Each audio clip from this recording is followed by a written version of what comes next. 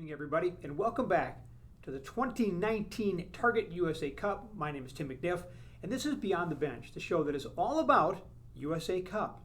We had concerns about the weather today. The forecast was for hot and humid weather with the heat advisory lurking. However, the day was saved by some uninvited, but as it turns out, much welcome guests. I'm referring to the clouds that rolled in mid-morning and are with us still. Thanks to them and the breeze they brought along with them, playing conditions turned out to be much more friendly than we had anticipated. Speaking of more than we anticipated, are you following the Twitter account of our field services crew? If you aren't, I would say better late than never. Their Twitter handle is @thefieldservice, and let's just say this bunch knows how to have fun on the job. For proof of that, joining us now from Field Services, Robin Doolittle, Heather Plant. I've got plants in my mind from White Bear Lake, Plant. So thank you both for joining us. And I have enjoyed watching what you guys have been doing via Twitter. Is that just your way of coping? Yes, yes, very much so. And I mean, who doesn't want to know what we do? Let's talk about it. What do you do with Field Services? What is it all about? Well, we manage all of the field managers, so we bring all their supplies out. We bring the field managers out there. We fill their supplies during the day. We do their lunch breaks. I mean, pretty much anything having to do with field managing, that's what we do. What does the field manager do? They're responsible for helping the referees out, getting all the field flags and everything set up, keeping the games running on time, assisting with any medical emergencies, security needs. If there's any issues on the field, we help get all those handled and keep the games running on time. So they actually have quite a bit of responsibility, Yes. but they Yes, can't they do do. their job without Field Us getting them Services. set up and Yes. helping them throughout the day. How long have you guys been doing this? 23 years. Wow. 21 years. 21 years. And it's interesting because I actually saw you caught my attention in the weekend Yes. tournament because you couldn't be out here. I could not. And you were letting people know that you and your Meerkat, Yes, this is Roscoe. Roscoe, were suffering, but you were on your way. Yes. Let's talk about Roscoe and the Meerkats. What is that about? So meerkatting started in 2015. We were doing a theme of the day on Twitter, and it just kind of went from there. Since then, we have been known as the Meerkats because we will meerkat photobomb, so meerkat. And so last year, Myrtle and Morty joined Field Services. They are currently doing security right now, so they're very busy right now. Understandable. This year, Roscoe has joined the Field Services crew. A rookie. And yeah, he's a rookie this year. Well, and gets the honor, and we feel honored to have Roscoe Yep. with us. Yep. And did you say how many years you've been doing this? 21. 21. Yes. So you enjoy it. Yes. Yes. What most? We get to see people from all over the world and make some really great friends. It's like a second family. Yeah, I mean, especially the referees. One of the guys from England is actually my daughter's godfather.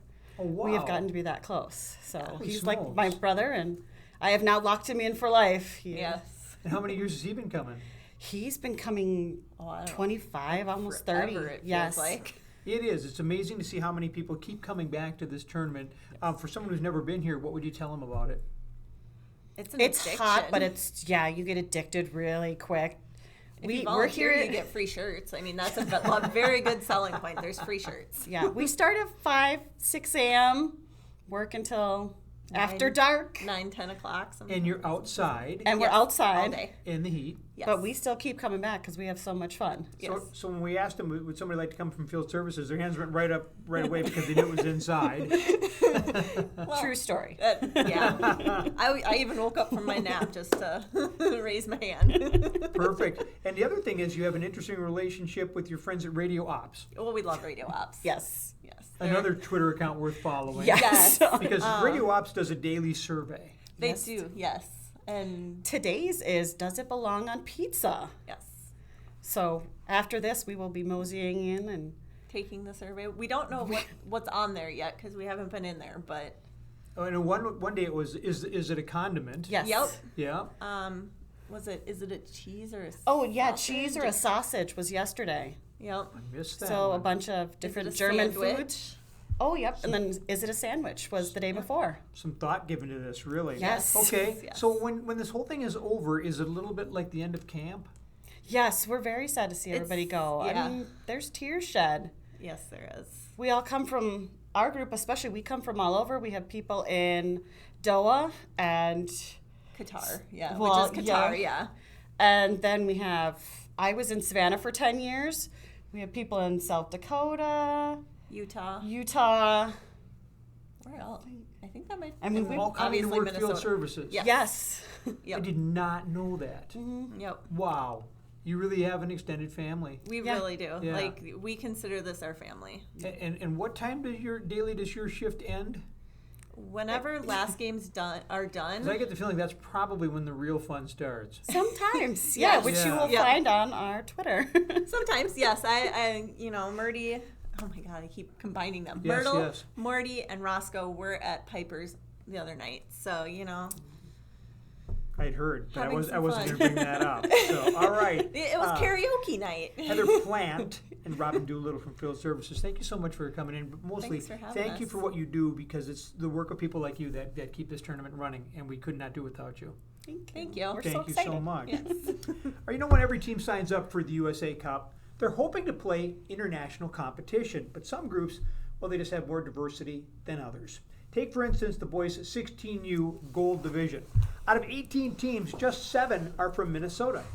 1 is from next door in Wisconsin, 2 are from Illinois, 1 is from Texas, 2 from Canada, 2 from Costa Rica, and there's 1 team each from Iceland, Jamaica, and the Cayman Islands. Personally, I cannot wait to see who emerges from that field. Outside now on the grounds, the National Sports Center, on the turf fields, as it were, where we are joined by the boys' 15U team from the country of Iceland. Head coach Magnus joining us right now. Magnus, your full name is? Magnus Tryggvason. Welcome to USA Cup 2019. Have you been here before? Yes, this is my third time. Third time. Consecutively, so you're here last year and the year before, or there's a little time off in between? 2011, 2013 with girl teams, and we won in 2011, came fourth in 2013. So it's been 6 years since you've been back. Yes. How have things changed since the last time? Meat is bigger. This one, of course, is much nicer, and it's just the whole organization seems to be even more professional than it was 5 years or 6 years ago. So we really like it. Good experience so far. Excellent. And it's always better when your team wins, and so far you've managed to win both games. Yes, and we also took the Icelandic weather, so we decided to have it cloudy because it's better for us. Better than the heat for everybody, I think. Yep. You brought a couple players. Trigve, is this your first time at USA Cup? Yep, it's my first time. Have you had a good time so far? Yeah, really fun. What's the best thing you've been able to do so far besides winning both of your games? Just being with my friends and stuff. Yeah, it's very fun to be out here, It's very fun, yeah. Nice to have you. Thomas also with us. And Thomas, you went through opening ceremonies the other night. What was your reaction to opening ceremony? Just amazing, well planned, and just excellent experience. What countries have you guys played in your 2 games? Both American teams. Both American teams. And managed to win them both. Have they been close? How has the competition been? We won the first game 12-0, I think, and the second one 10-0. So, yeah. So the competition hasn't been very stiff to this point. Is it still good practice? Yeah, it's fine. Get sweaty and get used to the heat and stuff. Okay. And do you still have a few goals left? Because 22 goals in 2 games, does the coach have to hold you back at all? Sometimes we have to. He tells us to play the ball more and just better to play the ball than just score plenty of goals. Yes. I guess those are good problems to have as a coach, right? When you're telling your team to pass the ball a little bit more and work on it. But we both know further stiffer competition lies ahead, correct? Yes, definitely. And we're looking forward to the game today. And we have a team of almost 2 coaches, a physio, and then I'm kind of the team leader. And we discuss it all in a group. And they've been concentrating on with a younger team that even though the competition is maybe not that stiff, concentrate on playing good soccer, pass the ball, movement without ball, respect towards your mates and the team you're playing. Just the whole experience of becoming a better human being. That's the whole object of this mission to the States. Well, it's going to be very difficult to top that. But my final question I was going to ask you was, so you're here and the boys are coming to Minnesota and the United States. you want them to have a cultural experience, but at the same time, how important is it to win? Well, I think the more important than winning is playing a good game. That's the importance, to be able to show on the field what they've been practicing the whole year. And you never know how strong the opponents are. So that's just how you have to tackle it. You know, if they're doing all their best, leaving everything out on the field, what else can you do? Yeah. Very nice. All right, gentlemen, there's something called a neon dance party happening tonight over at the Super Rink, where they tell you to wear light or white clothing, and they're going to give you all sorts of glow in the dark. Will you guys go and dance tonight, or will you rest tonight? We're gonna rest. We're gonna take the rest. Yeah, we're not gonna go to that. You're going to pass the neon dance party. It sounds like something you might be really interested in, Thomas. Gonna have to pass.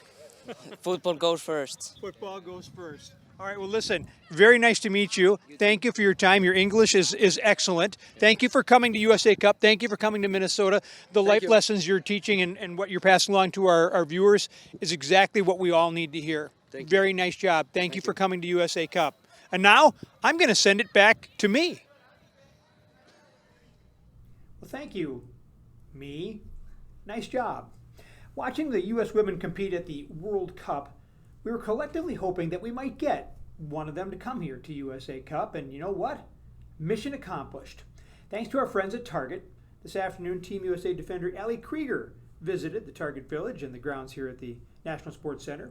As polite and gracious as she is tenacious on the field, Krieger says she loves to meet kids, and she was impressed by what she saw of the USA Cup. Thank you to Target. Thank you to USA Cup. I couldn't be happier to be a part of it. Thank you for sharing that experience with me, and I'm so happy to give back, and I can't wait to see these young athletes thrive in the future.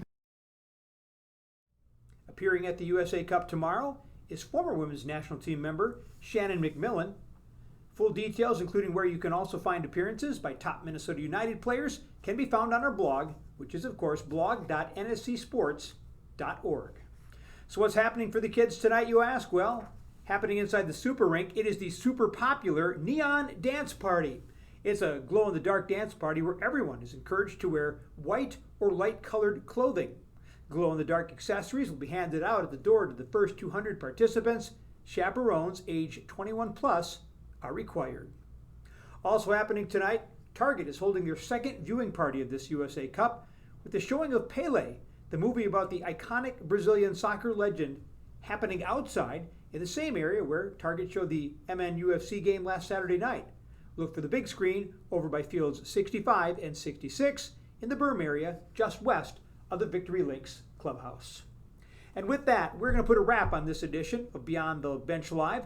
Coming up tomorrow at 9, how do we get all these teams to come to USA Cup? Well, we recruit them, of course. Meet one of our people who gets it done. You don't want to need our field medical team, but that team and the guy in charge, well, we think they're second to none. And we'll set up all the action on day 4 of this 2019 Target USA Cup. So on behalf of the good folks here at the National Sports Center, we want to thank you for joining us. I wish you a nice night, and we look forward to seeing you right back here tomorrow morning at 9 on Beyond the Bench Live.